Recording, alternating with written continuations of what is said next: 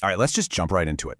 Have you ever wondered if you can actually get smarter? Well, the good news is you absolutely can. Seriously, it doesn't matter if you've spent the last hour just doom scrolling on your phone, you can become a much, much smarter version of yourself, and you can start today. But first, let me ask you something. When I say the word intelligence, how do you think we actually measure that? What's the first thing that pops into your head? If you thought IQ, hey, you're not wrong, but you're not entirely right either. An IQ test is a common way to think about it, but it only really measures one specific thing, your cognitive intelligence. And that, my friend, is just one little piece of a much bigger, way more interesting puzzle.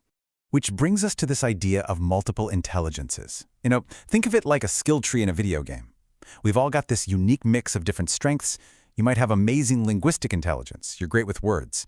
While your friend might have incredible spatial intelligence, so they can just, navigate anywhere or design things effortlessly. The real goal isn't to just max out one stat. It's about leveling up all of them. Okay, so before we get to the 4 steps that actually work, we got to clear the air a bit, because there are a ton of myths out there about how to get smarter that sound really good on the surface but are, well, pretty useless. Let's bust a couple of the biggest ones right now.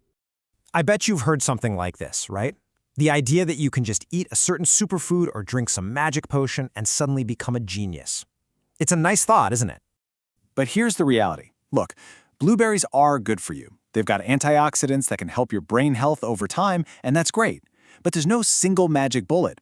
The science is pretty clear on this. Growing your intelligence is a complex process. It takes a whole set of different habits working together, not just one snack. And then there's this one. The myth that our education system kind of loves to push on us.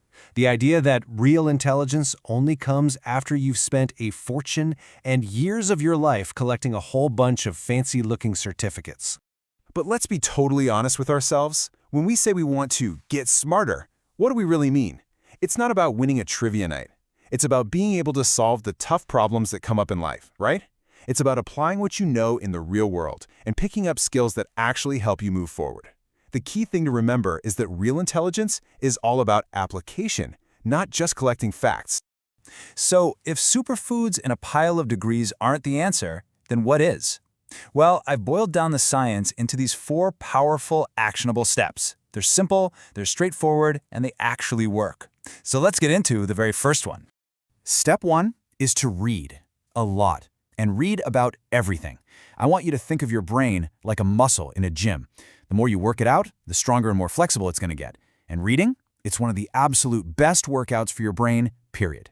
And this whole idea is backed by this amazing concept called neuroplasticity. Yeah, I know, it sounds a little like a term from Star Trek, but it's really just a fancy way of saying that your brain can literally change its own structure and adapt based on what you do. So every time you read, you're forging new pathways and strengthening the ones you already have. And the direct benefits are just huge.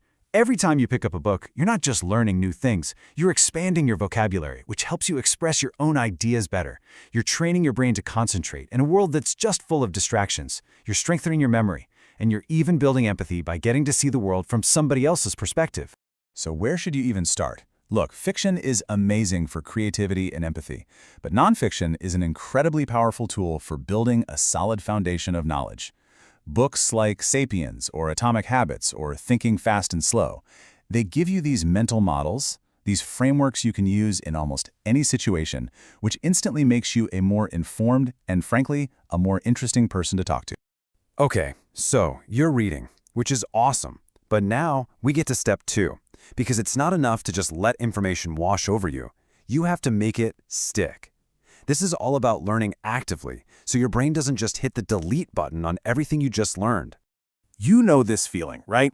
You finish an amazing book, you feel like a genius for about 2 days, and then it's mostly gone. It just vanishes. Why on earth does that happen? Well, it's because your brain is a super efficient machine. It's a master at cleaning house and erasing any information it thinks is useless, just to save energy. So if you don't send a strong signal to your brain that says, hey, this is important, keep this, it just gets tossed out. Active learning is how you send that signal.